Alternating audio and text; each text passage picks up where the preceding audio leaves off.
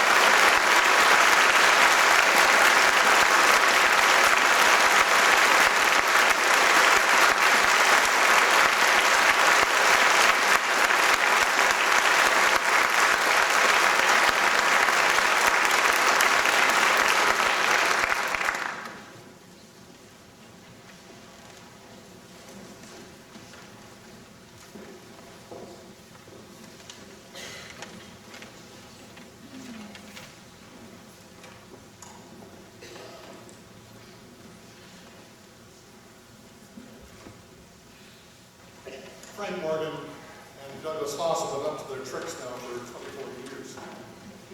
Regular presentations at the noon hour recitals of Frank reading poetry and Douglas finding just the right music or sound effects or whatever to go with it has been a real treat to the ever-growing noon hour audiences. Now on this gala evening, this frickin' frack, this dynamic duel of art and culture, this purveyor of poesy and the virtuoso of the keyboards are about to cast you all into the Red Sea with a sneak peek at Exodus, a biblical sonata for organ and narrated by Larry Visser. If you want to hear the rest of this teaser, you have to come back sometime in November for noon hour recitals.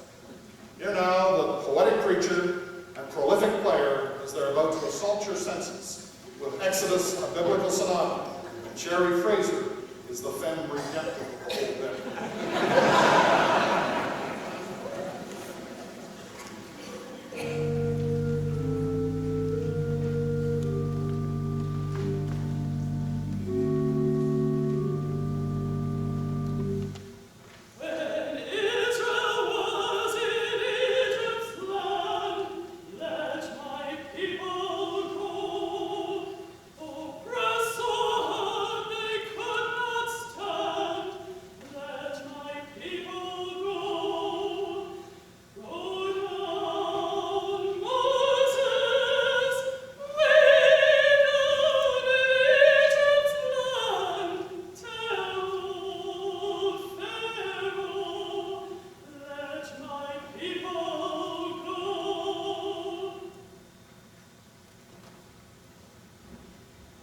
Now Moses was keeping the flock of his father Jethro, and he led his flock and came to Horeb, the mountain of God. And God called to him and said, I am the God of your father, the God of Abraham, the God of Isaac, the God of Jacob. And Moses hid his face. He was afraid to look at God. And then the Lord said, I have seen the affliction of my people who are in Egypt. I've heard their cry because of their taskmasters, and I have come to deliver them out of the hand of the Egyptians and to bring them out of that land to a good and broad land flowing with milk and honey. And I have seen the oppression with which the Egyptians oppressed them. Come, I'll send you to Pharaoh, that you may bring my people, the children of Israel, out of Egypt. But Moses said to God, But who am I, that I should go to Pharaoh and bring the children of Israel out of Egypt? And God said, But I will be with you. And afterwards Moses and Aaron went to Pharaoh, and they said, Thus says the Lord, the God of Israel, Let my people go, that we may hold a feast in the wilderness. And Pharaoh said, Who is this Lord, that I should heed his voice and let the people of Israel go? I do not know the Lord, and moreover I will not let them go. Why do you take these people from their work? Get back to your burdens. And Pharaoh commanded the taskmasters, Let heavier burdens be laid upon the men, and pay no regard to lying words. And Moses turned again to the Lord. O Lord, why have you done this evil to thy people? And why didst thou send me? For since I came to Pharaoh to speak in thy name, he has done evil to thy people, and thou hast not delivered thy people at all.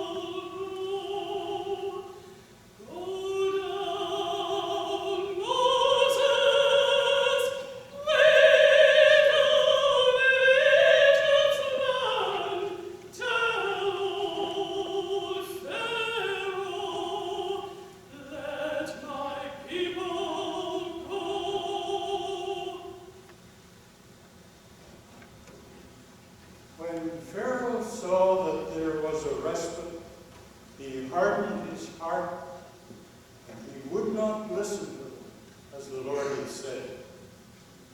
And then the Lord said to Moses, "Rise up early in the morning and wait for Pharaoh as he goes to the water, and say to him, 'Thus says the Lord, let my people go that they may serve me.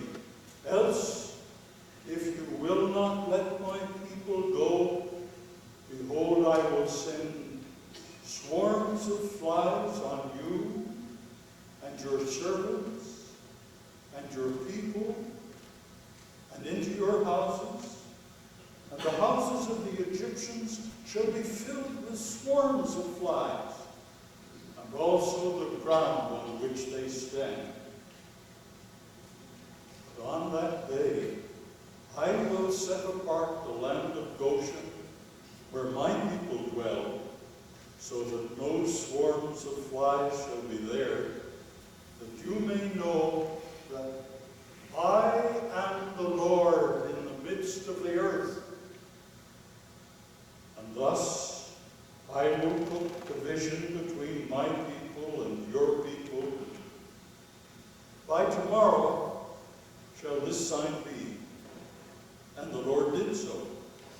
There came great swarms of flies into the house of Pharaoh, and into his servants' houses, and in all the land of Egypt, and the land itself was ruined by the flies.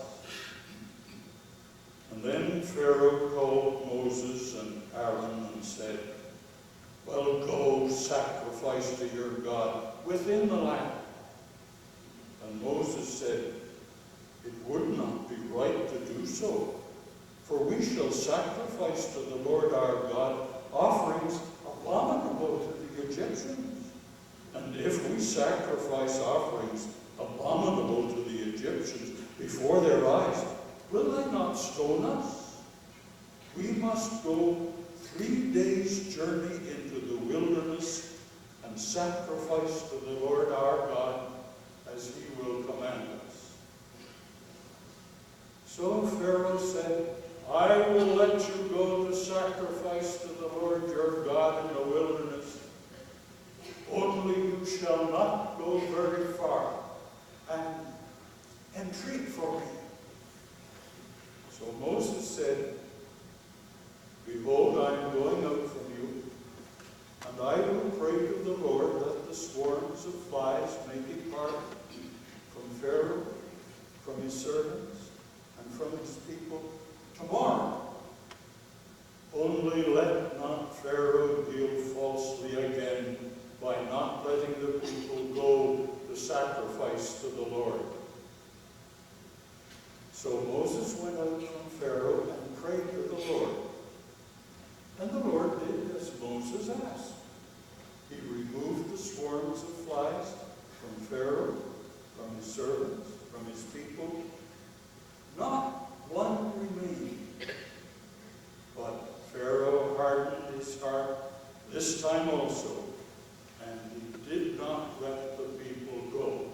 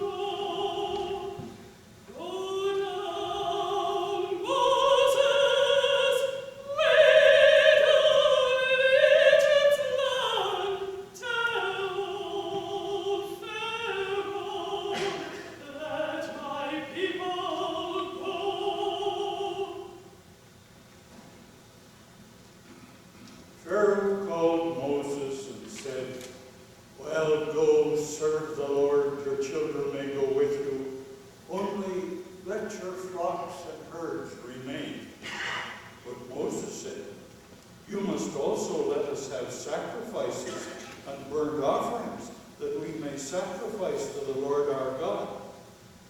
But the Lord hardened Pharaoh's heart, and he would not let them go. Then Pharaoh said to Moses, "Get away from me, never see my face again, for in the day you see my face, you shall die." And Moses said, "As you say, I will not see your face again." And the Lord said to Moses, "Yet one plague more I will bring upon Pharaoh and upon Egypt, and afterwards he will let you go hence. And when he lets you go, he will drive you away completely."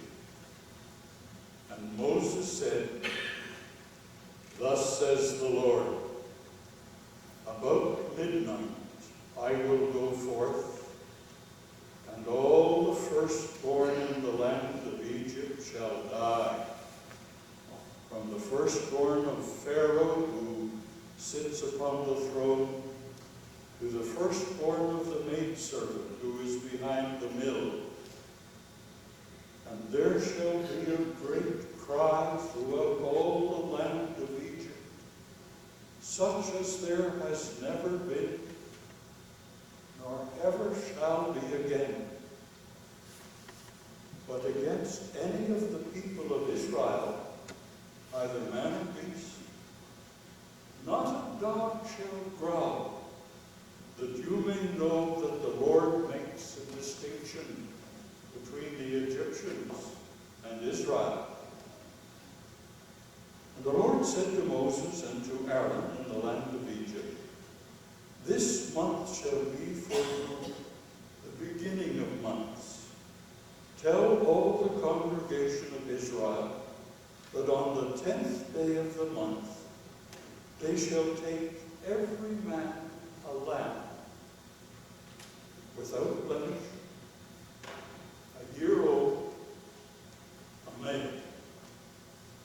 And on the 14th day Israel shall kill the lambs in the evening. They shall take some of the blood and sprinkle it on the 2 doorposts and the lintels of their houses. This is the Lord's Passover, and I will pass through the land of Egypt that night and smite all the firstborn in the land of Egypt, both man and beast. And the blood shall be a sign for you upon your houses.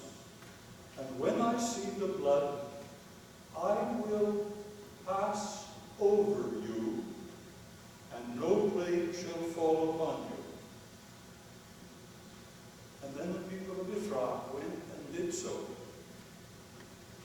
At midnight, the Lord smote all the firstborn children of Egypt, from the firstborn of Pharaoh who sits upon the throne, to the firstborn of the captive who is in the dungeon.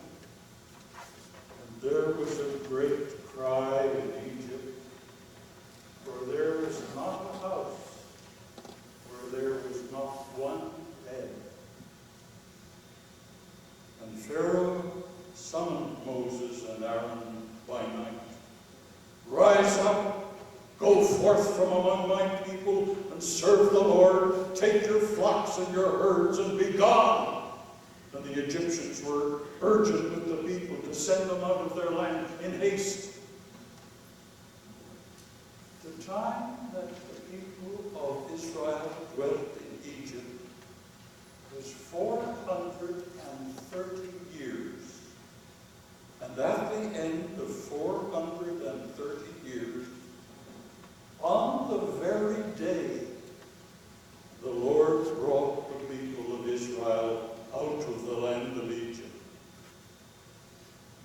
there were about 600,000 men on foot, besides women and children.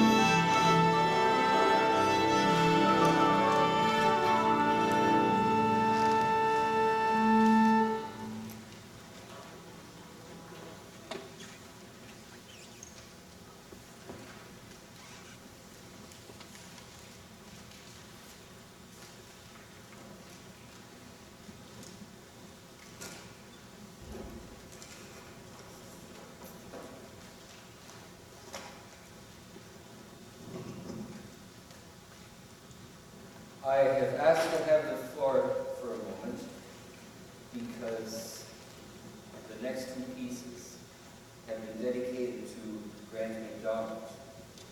I was afraid that Grant might just sort of put this aside. Are for him. I have composed one of them, and Bob Hogan the other.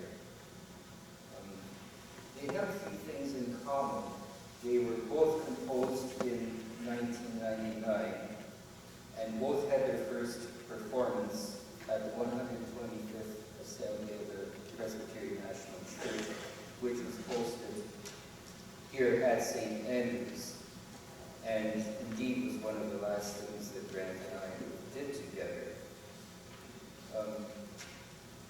Also, James Mason played the oboe at the first performance, and we're very, very pleased to have him with us tonight. All hymn tunes, mine is just a simple unison hymn. I keep trying to vary it, and Bob Hogan insists on reviving it. But all hymn tunes have a title. Have things like Westminster Old, Westminster New, Richmond. They all have a title. And although this was dedicated to Grant, I didn't want to call it tune MacDonald.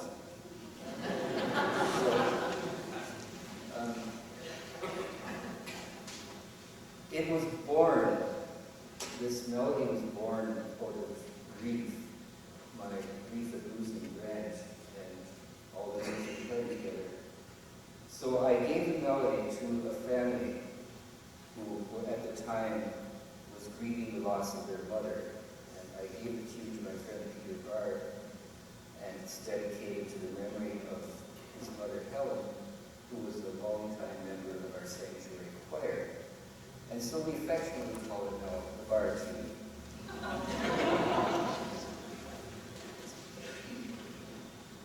Oh Be Joyful of Robert Hogan is, I think, for me, his greatest work.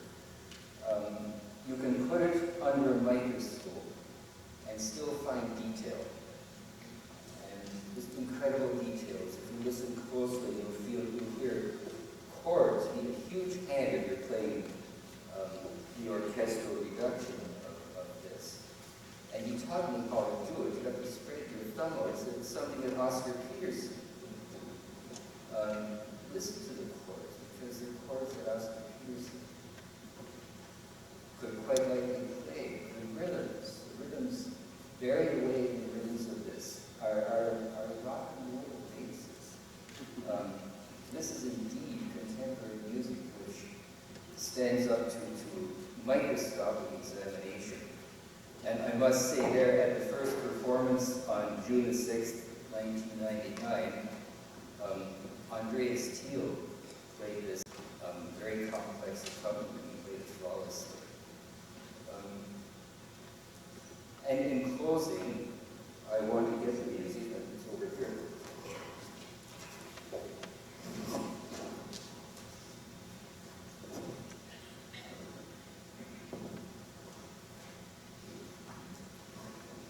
Two things that I wanted to say in closing, that these people standing behind me, that I'm very, very proud of them.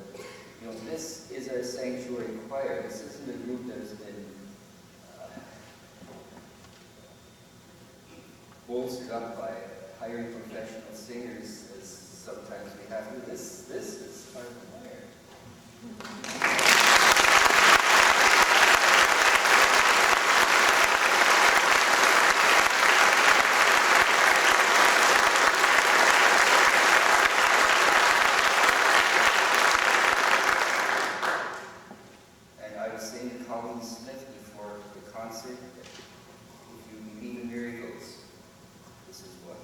I want to read in closing the dedication, O Be Joyful, commissioned by William Land Fund, the St. Andrews Presbyterian Church, Kitchener, Ontario, and dedicated with thanks and love to Grant R. MacDonald for the 34 years of his ministry, from Douglas Haas and the Sanctuary Choir.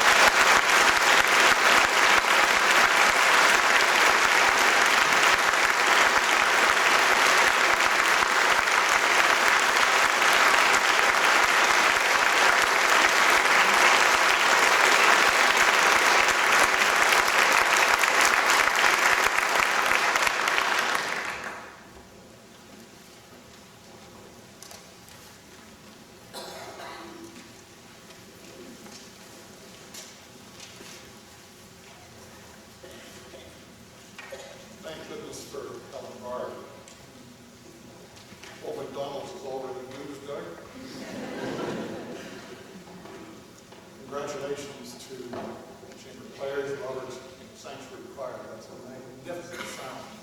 And I have to tell you, that's very humbling to have that beautiful music dedicated to me.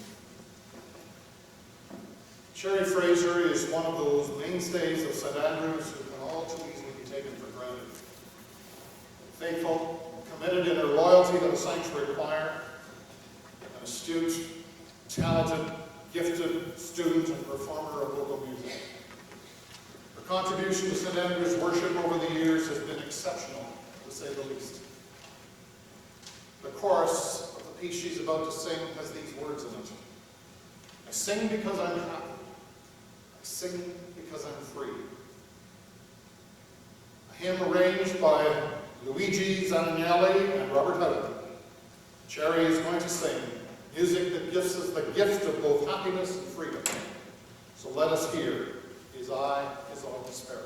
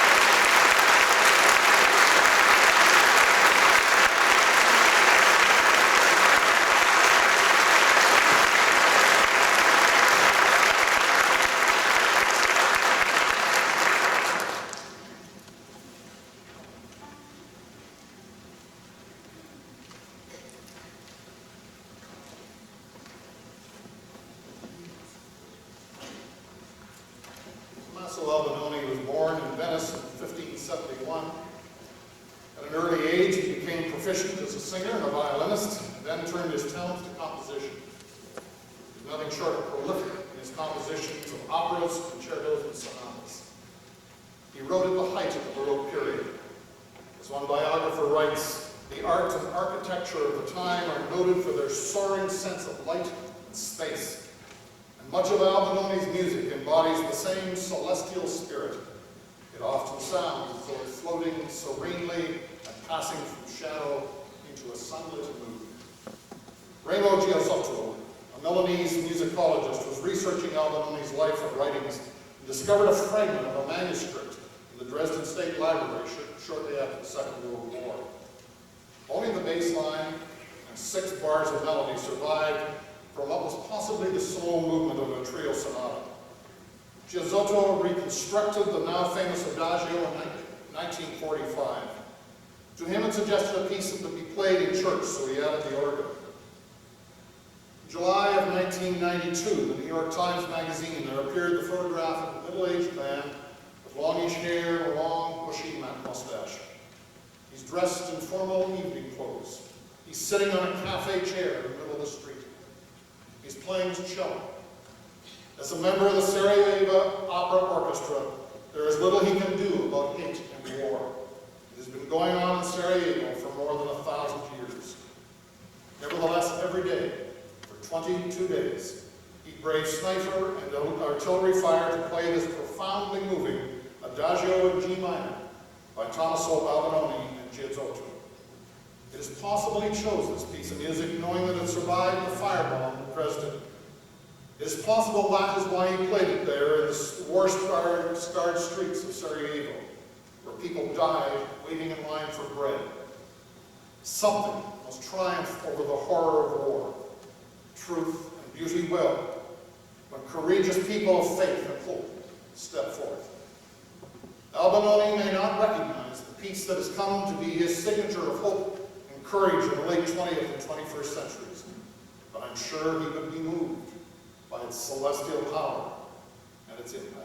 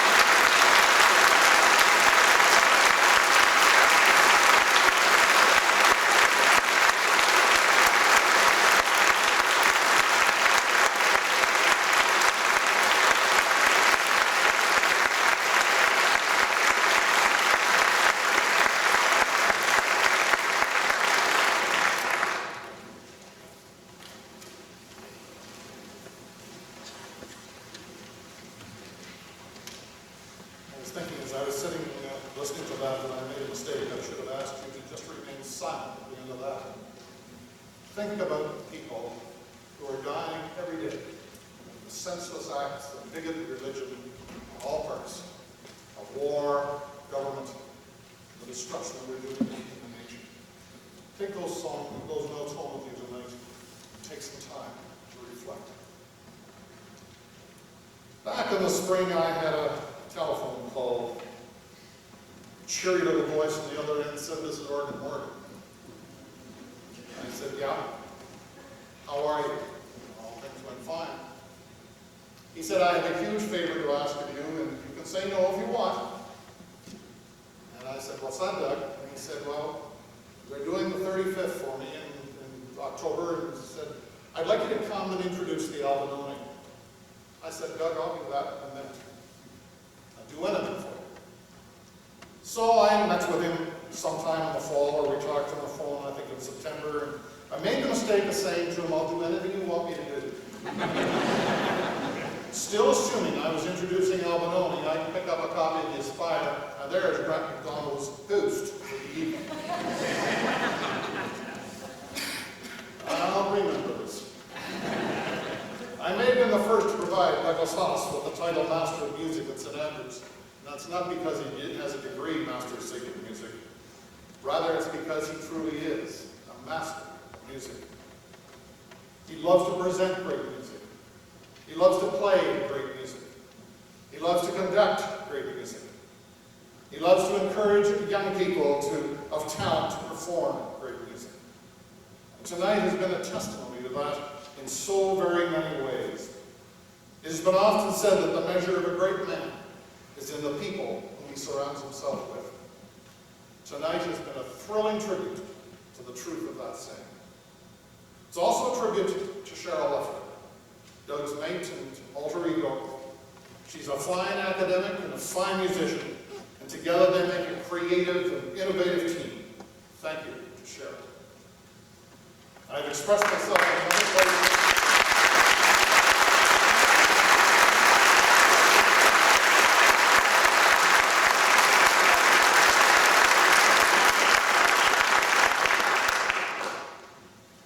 One memory I will always carry with me about Doug was to be able to watch him during a program like tonight, during some of those exalted moments when with orchestra and choir and soloist all embraced in the spirit and exaltation of the moment. Just to watch his facial expressions of what he was doing. Didn't have to be big fireworks. Could as easily be in a Pia Jesu of John Rutter or Gabrielle Fauré, or Randall Thompson, something like a star. As I watched him, there would be a beatific smile on his face, a moment of supreme happiness, an indescribable look of peace and joy, of being at one with himself and with the music and the spirit of the universe. The smile, the tilt of the head, told me that he was in complete harmony with the music, and all is well for Douglas, and all is well for those of us who've been picked up so many times and swept away by the sheer grandeur and beauty of the moment. Like Douglas Haas, John Rutter never ceases to surprise us with his moving melodies, his superb command of harmonic language, and his ability to profoundly move us. As we close this gal tribute tonight to the man who has touched and changed us all in our lifetime, there could be no more fitting tribute than John Rutter's Eternal God. We give you thanks now for music with Douglas Haas, the Sanctuary Choir, Robert Houghton, and just about everyone.